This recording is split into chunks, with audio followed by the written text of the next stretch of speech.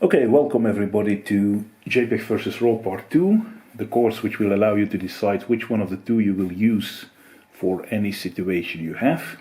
If you didn't see the first part yet, I suggest you look for it. Meneer Photo Professor RAW versus JPEG Part 1, where you will see all the things on the left. You will learn the basics.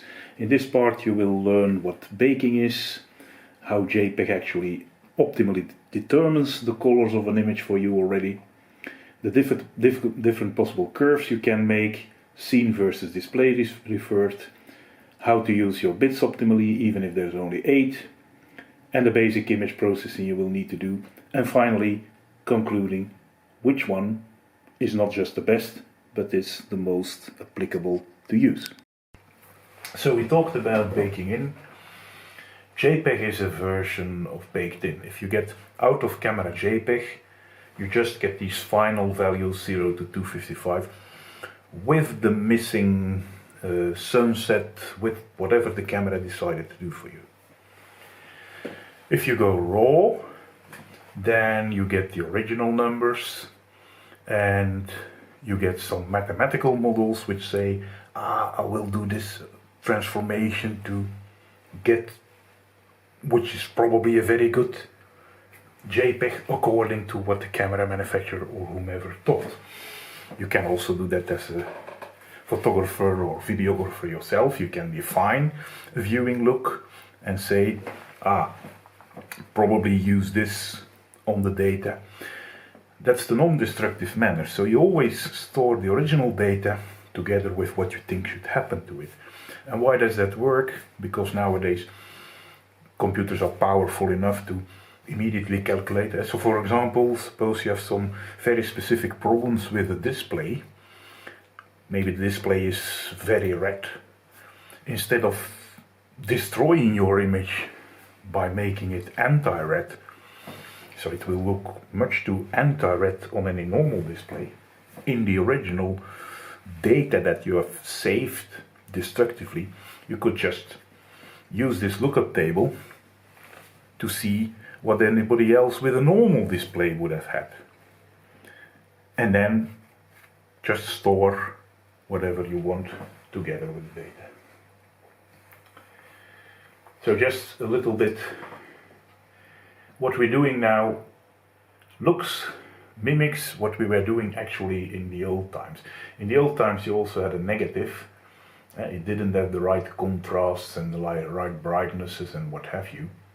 So what we were actually doing, if we were printing it, we applied a so-called optimal rendering transform, which made everything look exactly as we wanted. And the same we're gonna do digitally now. So this is our original scene, and we may have outside very bright objects, and we may have inside less bright objects illuminated by a less bright lamp, and we may have here in some shadow maybe in the corner where it's getting darker. And everything has to be mapped on what is called a color gamut. The RGB representation can only make the following colors. It can make not all the colors we can see. This is all the colors we can see, this horseshoe shape. It can make only colors within a triangle defined by which RGB we have. Now that's a detail for another course, defined by RGB. And then you can go brighter with R until you get the maximum 255. And if you want to make something even brighter, you cannot add red anymore, so you have to add either green or blue, and then you start going towards a desaturated white color. So actually all the colors you can make is like a triangular building with a 10 tip at the top. That's always true. And now also for JPEG, because this is called the sRGB gamut of a JPEG. And now the problem for a photographer, a camera maker, or even a human photographer trying to do it himself, is to map all these original colors, or a representation in RAW of the measurements of these original colors, into this strange shape in an optimal manner.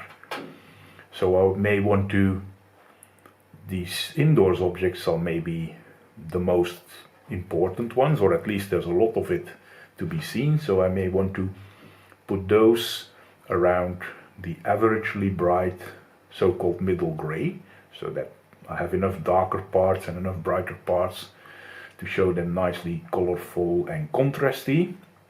Colorful, note that also the width of this gamut depends on where we are. But of course, if there's a lot of brighter colors, I may need to squeeze them here in this tip of the gamut, which means that I may not have so many brightness levels, so they may become a little bit less contrasty, even almost all white, and also less colorful. So that optimum is something one has to decide. It may look a little bit complex here if you didn't have the videos on color yet, so I'll simplify it for you. I'll simplify it in one dimension. Suppose we're only making a black and white photo. So we can have, in the real world, all kinds of brightnesses, number of photons going towards our pixels of the camera sensor. And in the JPEG world, or in the printing world, for example, I have only a limited amount of gray values that we can print or display. Of course, the whitest white is 100%, that would be paper white without any ink. The darkest one in printing, if you can print 1% black, you already have quite nice dark. Also visually, things start looking blackish if you're at 5%, and so 1/20th of the brightness of the white. And on average I want to be halfway. Now halfway to the visual system and also halfway to JPEG, because this applies approximately a square root, would be 25% reflection in amount of photons coming to your eye. Anyway, I do want to allocate my darkest object versus my brightest object, this almost light gray, maybe even white sphere laying under the lamp. That would be the brightest thing indoors. Outdoors may be quite brighter. I want to make sure that my allocation by my camera of the JPEG brightnesses, which I will then directly print here, is always such that there's enough contrast here. So this darkest thing indoors will be around the black, but not too dark, because then you get an ugly JPEG image and everything is black and invisible, especially on worse displays or worse printing qualities.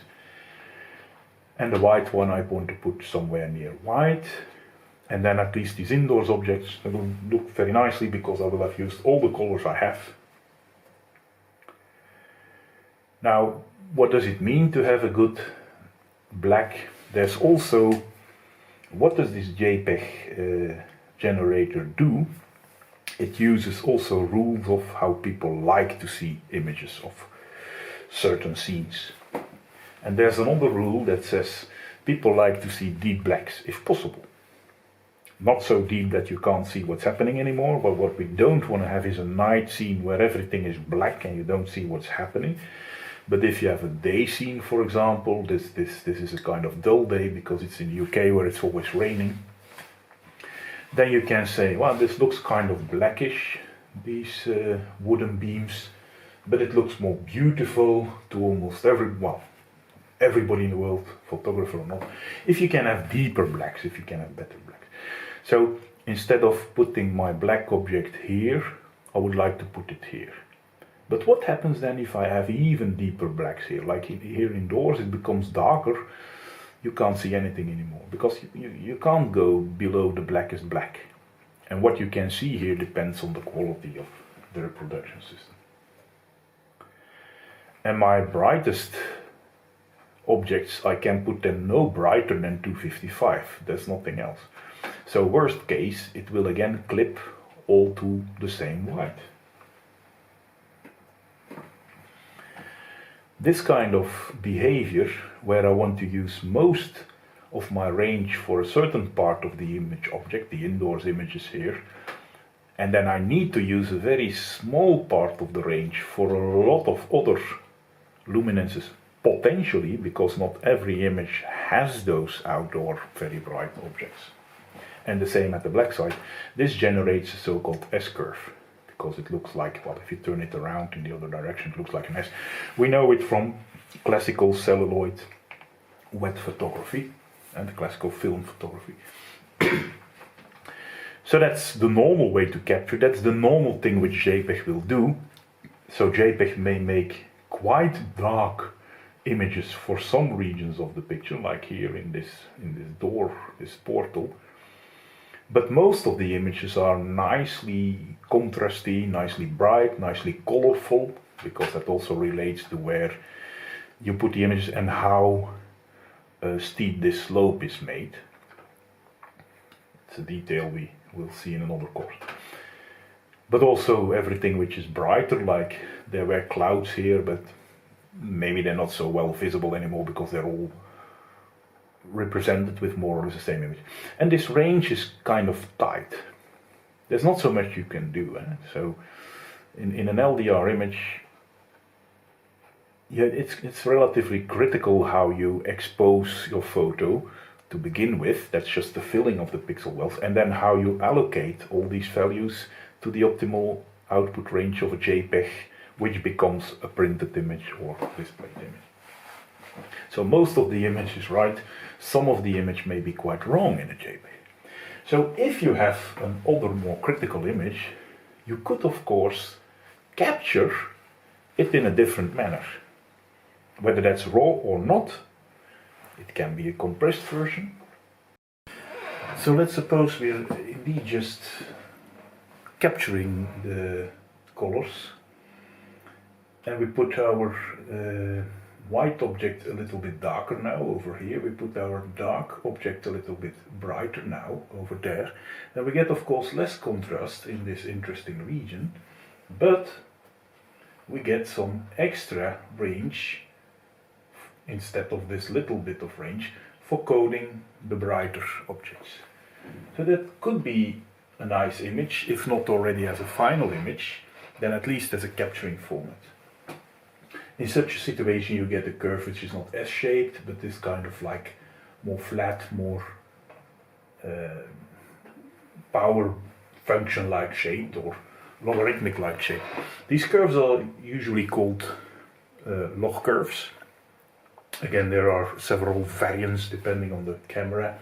There are slighter versions of it, like D-lighting of Nikon. They're also called sometimes flat profile, because you see it's kind of flat, which also means, like I showed you with the nature image, that the contrast isn't there. It looks a little grayish, a little bit misty, so you may want to do some processing, but it's a capturing format. So you may want to optimize this, but this could form a good basis for a raw image, even if you store it as a JPEG image. But the problem is, of course, now the interesting regions have only a little bit of the total range, so that's where you could benefit from a few extra bits. But 2 bits should be enough, like from 8 to 10. But if JPEG doesn't do that, then it's not optimal. I wanted to tell you a little bit about scene versus display first, because yeah, some people are a little bit stepmotherly about the JPEG, but actually you have to understand that the camera works here, captures all these nice colors, but not necessarily like a human sees them. For example, the human may realize there's this lamp here, but he may also see the sun outside and realize that's the reason why everything is bright over there. The camera may, perhaps from its point of view, not have all of this in view, at least not in the image which is captured and shown to a viewer in the place where he watches the image. Over there, this viewer has totally different cues about the environment. For example, this white piece of paper. So it's going to reinterpret the colors in a different manner. So 2 things have to actually be taken into account when making the optimal JPEG. One is that the camera is a very good light meter, it's a good photon counter, but it's not such a good colorimeter. So you have to recalculate the colors which are here measured so that they become better measured. That's something else. And the second thing, the colors have to be rechanged into how a human viewer, who's a highly nonlinear thing, expects them in a typical viewing environment, which is different from the original capturing environment. So JPEG does a lot of stuff for you. Of course, you can also do it yourself, and you can say maybe the automaton of JPEG is too stupid, and you'll figure it out all yourself. That's possible, but it has to be done, otherwise you have the wrong kind of image. So in theory, JPEG can be perfect for any display, including printing. Now, if we're going for a master RAW format, there have been discussions, lots of fights between people, of course camera makers and also content creators like broadcasters. They think everything starts at the scene, so we need to have some scene referred kind of RAW, and actually the RAW variants you have now from the camera makers and even Adobe, they're kind of scene referred.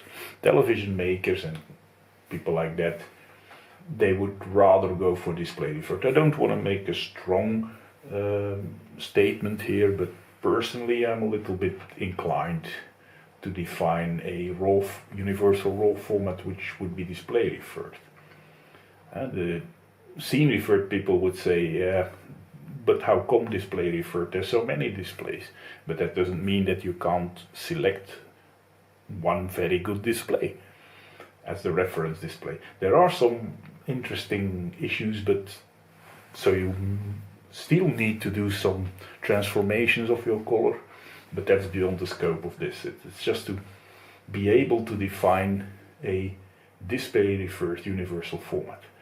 The people would say it all starts at the camera. Yeah, but I would say where an image is ultimately needed is in the display world. The numbers on a disc or whatever, they're nothing. Only what you see on a screen or on a print is the real number. So that's what you want to standardize, even with the master RAW.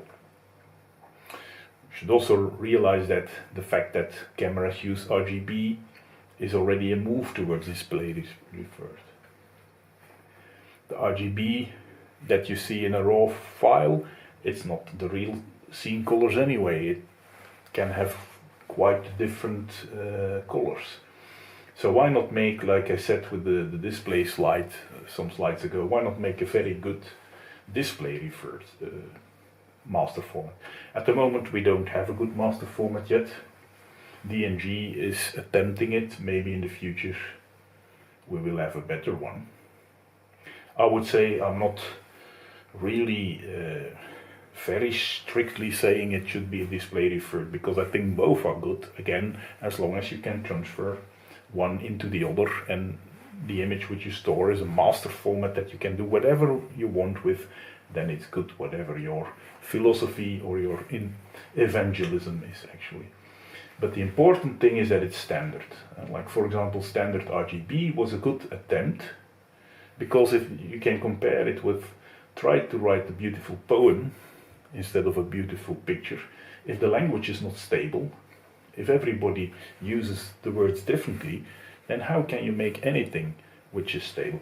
If somebody else's orange or yellow is different from my yellow, then I may have a very nice yellowish green object I'm making, coloring or photographing, and on your display it could be an orangish yellow, and then maybe you totally lose the point. I had a very nice artistic intent, but you lose it because we don't have a standardized language. So you must have one standardized language. Well, that's what JPEG tries to do. JPEG is not actually, if you go into the detail, a format which prescribes which RGB you should have, but normally it comes with standard sRGB colors. So now I want to explain to you the last thing, which is this difference between nonlinear and linear bits, which many people don't understand very well. Well, this is a little bit an advanced part. If you want to skip it, skip through to the next slide, but it is kind of important. You start with your pixel well here, and you have all these accumulated photon generated electrons between 1 and maximum where the pixel well is full, and the ADC is making numbers of that. Now there's a native dynamic range here, which is of course for example 80,000 pixels full well divided by one pixel, one electron. But what actually is the dynamic range of the camera is what the ADC does with that. Now you would hope that the ADC is probably matched to what happens here, so that it's a little bit better, that you can also measure the noise here, because actually if you measure 1 or 2 it's not necessarily a correct number. That's another discussion. So there's a linear count of electrons here, so amount of light photons in fact. And for 12 bits you can show that 12 bits is a number 4095. If you do it on your calculator, what you have to do is 2 to the power 12 and you will have this number. For 14 bits it's already this number. So it's 4 times more. If you do that with JPEG and you do 2 to the power 8, you would think there's only a dynamic range of 1 divided by 255. That's true if JPEG was linear, but it isn't, so it's not really true. 1 divided by 255 would be enough for printing, because there normally the black is about 1% of paper white reflection and 99% absorption. But if you have a good display and you watch it in a good viewing environment, so a little bit dark, not with the sun reflecting on the front of your screen, then you may want to have 1000 to 1 dynamic range, or white is white divided by black is black, or precision.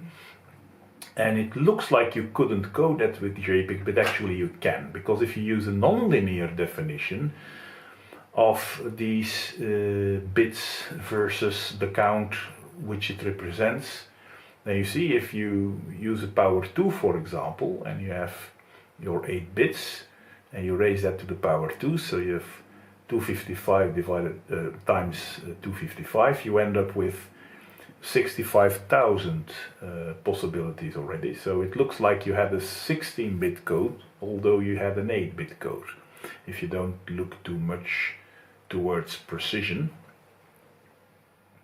Now actually JPEG doesn't work exactly like that, because there's also noise.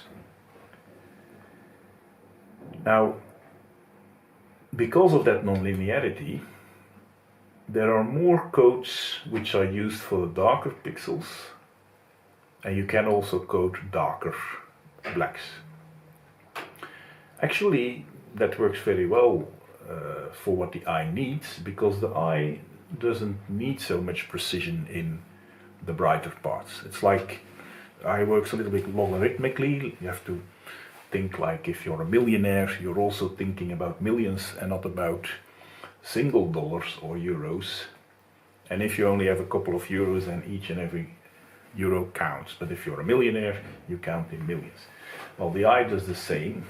For bright objects it counts bigger steps, so that works kind of nicely. Now ideally the eye wants to see 2% difference between one gray level and the next gray level, so each time your code has to be able to code 2% more, so these steps become bigger and bigger because it's 2% of something bigger and bigger. And you can see that for JPEG this occurs somewhat late in the code level. But yeah, the errors are mostly for the darker colors. So that's not really a problem, certainly not for printing. Well, if you watch television in a full dark room, you may see some banding in the darker parts. But under normal television vision that may not be a problem. But it can become a problem if of course you start boosting your blacks because you took a bad photo and you had your exposure totally wrong, and it was, for example, 8 times too dark or 3 stops. Actually in practice such a 2 or 3 stop exposure correction usually still works more or less well in JPEG, depending of course on how critical you are. So it's not really all that cooked. So now you see the difference. It depends what you want to do, and certainly if you're talking about bits, know very well which bits you're talking about. This one is also still important because if you're gonna do your raw processing, you see that these raw software has a lot of things that you can start doing, and that is because also the camera does a lot of things. So you have your pixel count there, maybe first an analog amplification because not all your pixels are equally sensitive. Then you have your ADC. Then you may want to do a noise reduction. We talked about the debuyer calculation of the full resolution of actual colors instead of just only red, green and blue. You want to have the correct colors because we said what the camera actually measures depends on what kind of filter they have chosen here, and one manufacturer may choose another filter than somebody else, so you have to do some matrix calculation to figure out what kind of red you were actually measuring. There may be missing pixels, lens correction, because the lightness may go down near the borders of the image. You want to do white balance typically, and that white balance may be variable.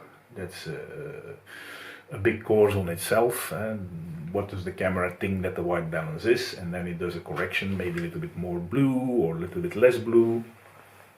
That's also something you will need to do yourself then in the software.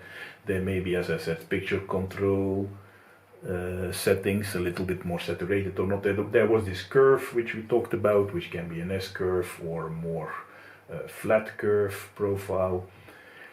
You want to sharpen. Typically, why do you do that? Also because the things like the debayering and also some other aspects of the camera, they create a somewhat more blurred image, so you want to put some sharpening in it again. But then you can of course sharpen whatever you want. You could over sharpen. Some people will love that, some people will hate that.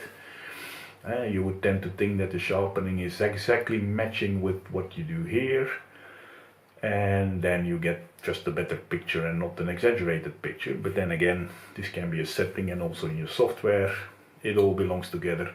The sizing is an interesting one.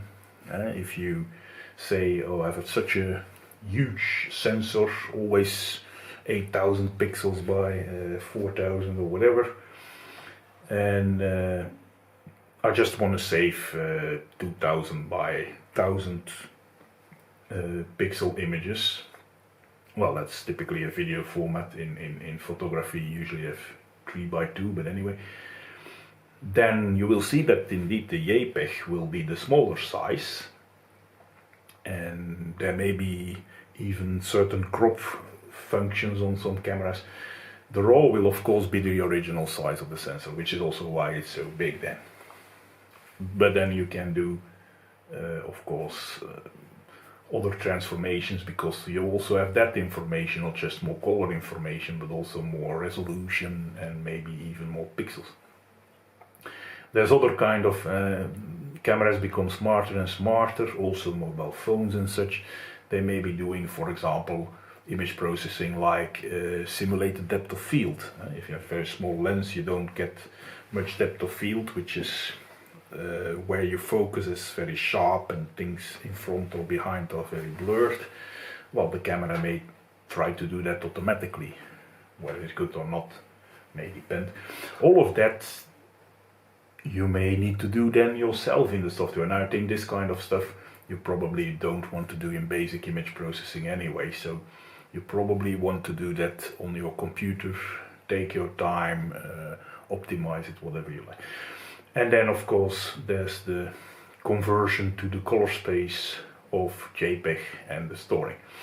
So all of this you'll have to do yourself. So you have to be careful also that if you take a RAW and there's some setting which is automatic on a certain value and you haven't understood it or looked at it, then you may suddenly have some images which are not so nice, especially if you throw away your RAW. Last thing, RAW can be good, as we said, and a JPEG can be bad. A JPEG can also be good if we photograph better, if you take better photos. And also RAW can be bad if you take bad photos. So RAW is not necessarily a magic wand which solves everything. So for example, you still need your good exposure and maybe even lighting. If you have some dark object here below, you may want to light it with an extra lamp, because what happens is you have your middle range objects. We talked about that, they should be somewhere in the middle range, not just of the output image, whether RAW or JPEG, but already also of the pixel wells. If you expose too much, not only the bright objects but even the middle objects will start accumulating so many photons that your pixel well will get filled and spill over, and you can't detect anything anymore, and then you get all these white clipping issues. On the other hand, if you say I'm gonna expose much less, then you're gonna have a problem for the darks, because they're gonna be 1, 2 or 3 electrons only, photons only, and that's gonna be very noisy, because here happens all kind of processes which make the image look more noisy. So this kind of magic, once it happens in the pixel well, then it's in the RAW. The RAW cannot do anything better than what's already happening in the capturing of the sensor anyway. And if you have a lot of problems here, the JPEG may mask that by doing this trick of darkening, and the RAW may just show you all the noise, so you may have to live with it and do something anyway about it. So RAW is a storage format. It's not a philosophy of better photographing or anything. You should also understand that.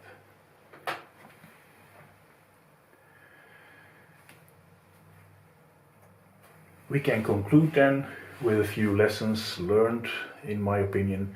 I would say both JPEG and RAW have their advantages. If you're not a very experienced photographer, maybe you want to use JPEG.